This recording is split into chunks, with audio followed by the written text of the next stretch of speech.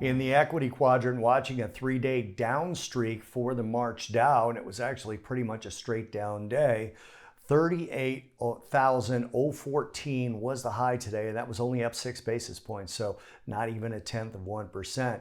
The Dow futures have now fallen 3 consecutive sessions, with today being the largest drop of those.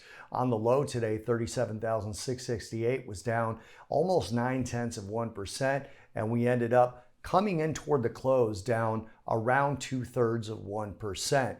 Given the rebound off the lows today, you could see, however, that it's not much of a drop despite having taken place over 3 consecutive days. The total move over those 3 sessions has not been more than 0.5 of 1%. And with 2 sessions on the book for this year, the Dow is down on the week by about 0.4 of 1%.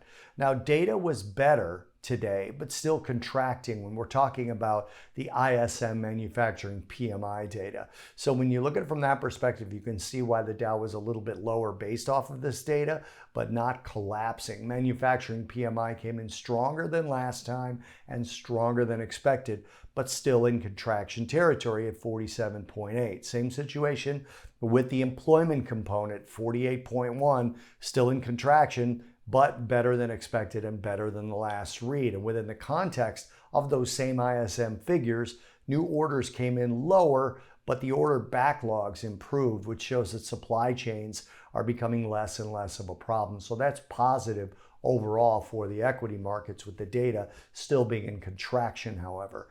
And then also we look at US yields, which rallied yesterday, rallied early this morning, but then came off a little bit. Richmond Fed President Thomas Barkin was part of the reason. He took today's speech as an opportunity to remind markets that a tightening of rates is still possible. He said a soft landing is conceivable, but in no way inevitable, and he's a voting member this year. So again, that early response from yields was to move higher, putting pressure on equities. But then as they came closer to unchanged on the day, after the 10-year came up towards that 4% level, it allowed the Dow to recover off those lows, as did the other indices as well.